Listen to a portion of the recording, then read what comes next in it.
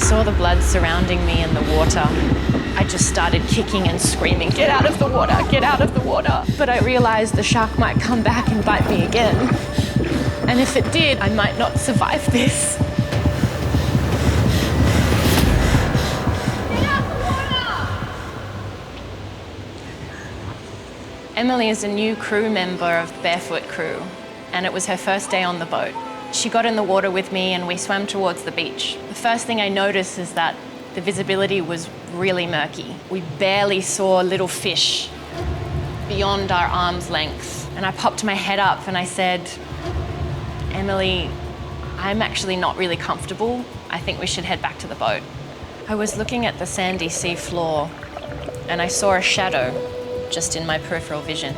So I looked up and I saw this shadow emerge from the murky water, and it became clear to me it was a shark. My first reaction was not of fear, it was of curiosity, because we've been swimming with sharks a lot. But I noticed that as it was swimming towards me, its behavior was not comfortable to me. I looked the shark in the eye and I saw that it was looking straight at me. I prepared myself. I moved my fins around from behind me and put them out in front of me. And then I felt the impact. It hit me so fast, I didn't even quite realize what had happened. I felt this pressure on my left leg.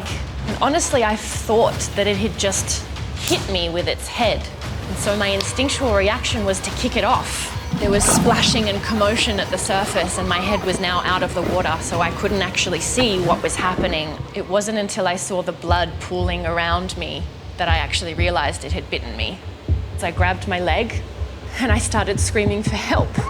Not just because I was losing what seemed like a lot of blood, but I also realized the shark might come back and bite me again. And if it did, I might not survive this. I felt so much fear. Everything became kind of white and foggy, and I couldn't even really hear what was happening. I realized my life was in danger. And if I wanted to survive this, I had to give it everything I had to get out of the water. I just started kicking and screaming, "Get out of the water, get out of the water," over and over again. I don't know how many times. The sound of my own voice screaming scared me. There was no space for thinking. It was just action. I tried to swim out of there as hard and fast as I possibly could. A really loud part of me was thinking that the shark was going to come up underneath me and bite me again. And that loud part of me thought, "You're about to die." When I got a little closer to the shore, this woman on a stand-up paddleboard was there, and Emily was next to me, and the two of them helped me prop my leg up on the back of the board and hang on. I felt some of that energy and adrenaline slip from my body, and I just wanted to slip into the water and go to sleep. But these women were yelling at me, "You have to kick, you have to keep kicking, you have to keep kicking." They were screaming.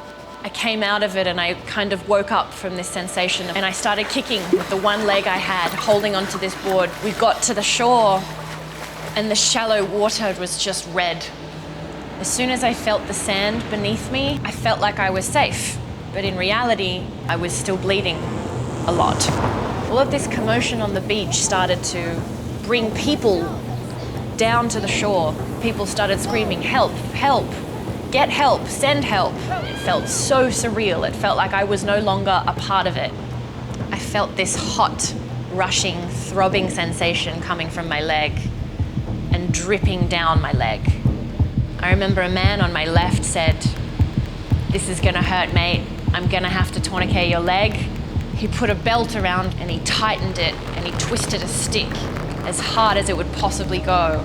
My whole leg went numb, but the hot, blood-rushing feeling stopped. Then I was carried in a stretcher up the beach, and I looked up and I could see this helicopter hovering straight above me, and the sound of the propeller blades was so loud, and I was screaming at these paramedics, "I love you, you're amazing!" I felt like just really happy to be alive. I remember thinking, "Oh my God, this is so cool, I'm about to go on a helicopter ride." The shark bit the lower part of my left leg, all the way to the bone. It left a couple of teeth in my tibia, and on the way it severed an artery and caused a whole lot of pain. Shark attack survivor, whee! I was in the hospital for 8 days. The wound itself took about 2 months to actually heal over. As soon as it healed, I was ready to get in the water. I actually chose to swim with sharks, and I'm glad that I did. It was a really wonderful way to make peace with this experience. To be swimming around and looking at all of these creatures in a state of grace. Bite Club is a group of animal bite survivors. To feel connected to other people that have lived through a similar trauma makes you feel so much less alone in your suffering. And that connection really, really helps with the recovery and the healing and the acceptance that's necessary to move forward in life. I choose not to think of myself as a victim. I choose to think of myself as a survivor, because the word survivor has an empowering sensation attached to it. I still love sharks. I'm always thinking about them when I'm in the water, and there is still fear, but I continue to choose love over fear.